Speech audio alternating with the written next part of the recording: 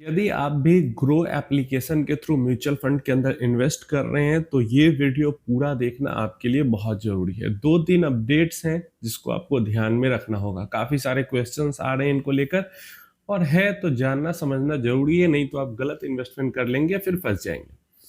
Grow को यहाँ पे मैं किसी तरीके से निगेटिव वे में प्रेजेंट करने की कोशिश नहीं कर रहा। भाई ग्रो बिजनेस है, उनका प्लेटफॉर्म है, तो उनका तो काम ही है कि वो ज्यादा से ज्यादा रेवेन्यू जनरेट कर सके, जिस तरीके से भी रेवेन्यू जनरेट कर सके वो तो उनका काम है। तो ऐसे में ग्रो कुछ भी गलत नहीं कर रहा। ग्रो जो चीजें हमें दे रहा, हमें उसमें से क्या चीजों की जरूरत है उसको चुन के और सही से इन्वेस्ट करना हमारी जिम्मेदारी। सबसे पहला चीज क्या हो जा रहा है, जो लोग भी ग्रो के थ्रू इन्वेस्ट कर रहे हैं और उनका इन्वेस्टमेंट डीमेट के अंदर नहीं जा रहा है, उनका स्टेटमेंट ऑफ अकाउंट के अंदर इन्वेस्टमेंट जा रहा है, उनको बार बार ये नोटिफिकेशन आ रहा है कि आप अपना जो इन्वेस्टमेंट है वो डीमेट में कर लीजिए स्टेटमेंट ऑफ अकाउंट की जगह। अब देखिए, नहीं आ रहा है आपको नोटिफिकेशन तो आएगा, और आ रहा है तब तो आ ही रहा है, तो इसको आप क्लियरली इग्नोर कर सकते हो। ऐसा नहीं है कि स्टेटमेंट ऑफ अकाउंट में आपकी जो स्टेटमेंट ऑफ अकाउंट कहने का मतलब जो नॉर्मल इन्वेस्टमेंट ग्रो के थ्रू आपकी जा रही है उसमें कोई दिक्कत है, उसमें कोई लॉस हो जाएगा, कोई आपका पैसा चुरा लेगा, कोई लेकर भाग जाएगा, ऐसा कुछ नहीं। और ना ही डीमेट के अंदर कुछ नुकसान है। डीमेट अकाउंट के अंदर आपका इन्वेस्टमेंट जब स्टोर होता है, अगर आप उस ऑप्शन को टिक कर दोगे तो आपका इन्वेस्टमेंट डीमेट अकाउंट के अंदर होने लगेगा। तो आपको दो फोलियो दिखने लगेंगे आपके ग्रो के अकाउंट में, एक पहले वाला जो स्टेटमेंट ऑफ अकाउंट में और दूसरा जो डीमेट में है। तो डीमेट के अंदर में सिक्योरिटी थोड़ी सी बढ़ जाती है और रेस्ट्रिक्शन भी थोड़े से बढ़ जाते हैं, बस इतनी सी चीज है। इसके अलावा बहुत ज्यादा कुछ अंतर नहीं है स्टेटमेंट ऑफ अकाउंट में और डीमेट अकाउंट में। डीमेट अकाउंट में जो इन्वेस्टमेंट है वो आप सिर्फ ब्रोकर के थ्रू ही निकाल सकते हो।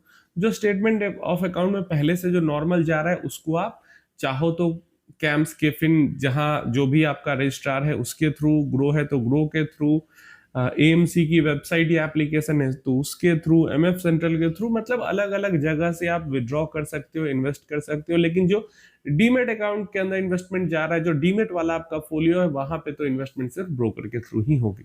तो इसी कारण से थोड़ी सी सिक्योरिटी भी बढ़ जाती है और थोड़ा सा रेस्ट्रिक्शन भी बढ़ जाता है। तो पहली चीज क्लियर है, जो जैसा चल रहा है चलने देना है। अगर आपको इच्छा है कि नहीं आपकी इन्वेस्टमेंट जो है वो डीमेट मोड में ही हो तो डेफिनेटली आप डीमेट चूज कर सकते हैं।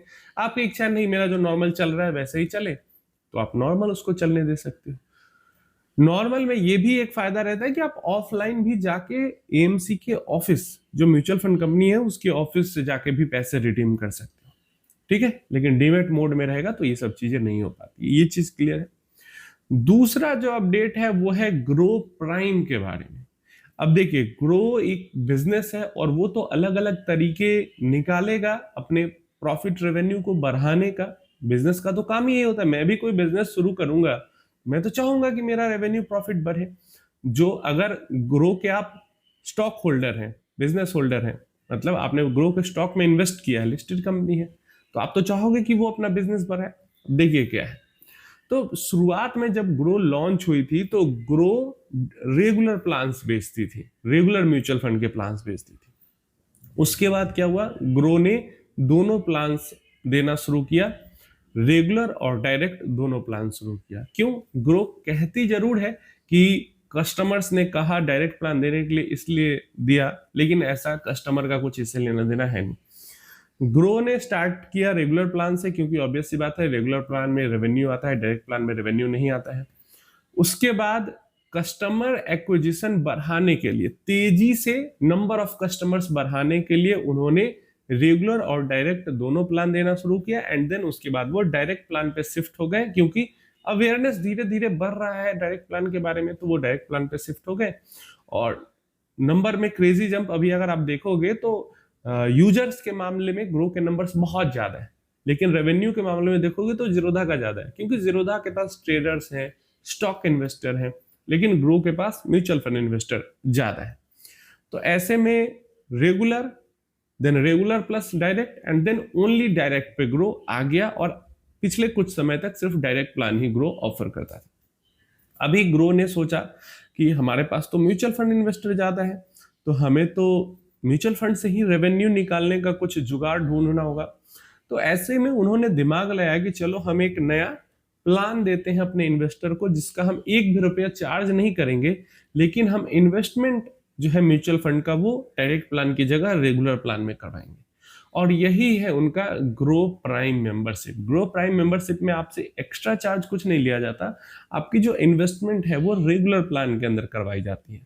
अब देखिए रेगुलर प्लान में करवाने में भी देखो दिक्कत तो है ही, लेकिन चलो मैं मानता हूं कि चलो सपोर्ट मिलेगा तो रेगुलर प्लान में कोई दिक्कत नहीं है। लेकिन बात क्या है, यहाँ पे जो पर्सनलाइज्ड एडवाइस है वो कोई इंसान सामने से बैठ के आपके से बात करके आपको नहीं देगा।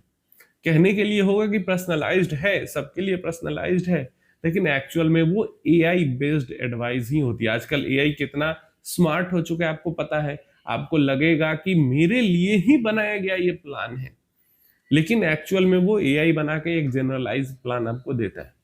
तो सामने से बैठ के कॉल करके बात करके या मिल के इस तरीके से कोई डिस्ट्रीब्यूटर अगर काम कर रहा है बढ़िया से इन्वेस्टर के लिए, तो वो रेगुलर में करवा रहा है तो ज्यादा दिक्कत वाली बात नहीं। लेकिन यहाँ पे तो कुछ पर्सनलाइज्ड सर्विस मिल भी नहीं रहे, और वैसे में रेगुलर म्यूचुअल फंड में इन्वेस्ट करके इतना नुकसान करना मुझे नहीं लगता किसी भी तरीके से जायज है। तो डेफिनेटली मैं यहाँ पे ये नहीं कह रहा हूँ कि ग्रो गलत कर रहा है, ग्रो अपनी तरफ से अपना रेवेन्यू बढ़ाने की कोशिश कर रहा है, बहुत बढ़िया, बिजनेस को करना भी चाहिए। लेकिन एज ए इन्वेस्टर आपको समझना चाहिए क्या आपको रेगुलर प्लान में इन्वेस्ट करने की जरूरत है या नहीं। क्योंकि आपको एज ए इन्वेस्टर आपको बस वन टाइम ही समझना होता है कि आपके गोल के अकॉर्डिंग क्या जरूरत है। वन टाइम समझना होता है गोल के अकॉर्डिंग क्या जरूरत है। उसके बाद और उसके लिए आप अगर रेगुलर प्लान में इन्वेस्ट कर लेते हो तो आप जिंदगी भर उसका खर्चा उठाते रहते हो, क्योंकि जिंदगी भर आपका कमीशन कटता रहता है। आपको वन टाइम अपने गोल के अकॉर्डिंग समझ के म्यूचुअल फंड में इन्वेस्ट कर लिया आपने, और फिर उसको 15-20 साल तक होल्ड किया। म्यूचुअल फंड इन्वेस्टमेंट एक्चुअली में वैसे ही होती है, इसके अलावा बार बार कुछ चेंज करने की छेड़छाड़ की जरूरत नहीं होती है। लेकिन अगर आप कंसल्टेशन लेके और ऐसा करते हो तो आपने एक बार पेमेंट किया, अपना जिंदगी भर 15 साल 20 साल जो भी जैसे जैसे गोल्स हैं उसके बाद इन्वेस्ट किया। लेकिन अगर आप रेगुलर प्लान में इन्वेस्ट कर लेते हो तो होता क्या है कि वहां भी आपका अगर कोई एक्चुअल में भी सेशन लेता है तो सेशन तो एक बार भी लिया जाता है, उसके बाद आपको थोड़ा बहुत सपोर्ट दिया जाता है। और सपोर्ट में भी यही कि बने रहो म्यूचुअल फंड के अंदर, बेचो नहीं, डर के भागो नहीं। और ऐसे में आपका जो कॉस्टिंग है वो लाइफ टाइम, जब तक आपका पैसा रेगुलर स्कीम में होल्ड रहता है तब तक आपका एक्स्ट्रा कमीशन जाता है। तो समझना यही है कि आप खुद से भी डायरेक्टली भी इन्वेस्ट कर सकते हैं, और आपको मुझे नहीं लगता कि किसी तरीके की कोई भी ऑफर करता है कि मैं आपको पर्सनलाइज्ड सर्विस दूंगा और आप रेगुलर प्लान में इन्वेस्ट कीजिए मेरे साथ, तो आपको इसकी जरूरत है। क्लियर है? क्योंकि खासकर जितने भी ये टाइप के स्केलेबल वाले बिजनेसेस हैं वहां पे तो खासकर आपको पर्सनलाइज्ड एडवाइस नहीं मिल सकती, क्योंकि पर्सनलाइज्ड मिलेगी तो वो स्केल ही नहीं होगा, है ना। कितने लोग बैठकर बात करते रहेंगे कि आपका गोल क्या है, आपका रिस्क क्या है, समझते हैं कितने समय के बाद का गोल है ना। ये सब चीजें क्या रिस्क, कैसी आपकी फाइनेंशियल कंडीशन है, आपका इमरजेंसी फंड के क्या हालात है ना, फ्यूचर के क्या प्लानिंग है, तो ये सब फिर स्केल नहीं हो पाएगा बिजनेस। तो इसलिए इन चीजों को समझिए, और इन चीजों की जरूरत ज्यादातर इन्वेस्टर को नहीं है। और उम्मीद है जो ये दोनों अपडेट्स थी, जो दोनों क्वेरीज आ रही थी बार बार व्हाट्सएप पे भी, इंस्टाग्राम पे भी, फेसबुक पे भी, एंड यूट्यूब के कमेंट बॉक्स में तो आती ही है, तो उम्मीद है क्लियर हो गया होगा। कोई क्वेश्चन क्वेरी है तो नीचे कमेंट बॉक्स में पूछ लेना, वीडियो को लाइक कर देना, 750 लाइक्स का टारगेट रखते हैं। सब्सक्राइब नहीं किया है सब्सक्राइब कर देना, हाइप कर देना। हमारे साथ डिस्कस करना चाहते हो अपना पोर्टफोलियो, अपना फाइनेंशियल प्लानिंग, तो आप हमें व्हाट्सएप पे कांटेक्ट कर सकते हैं।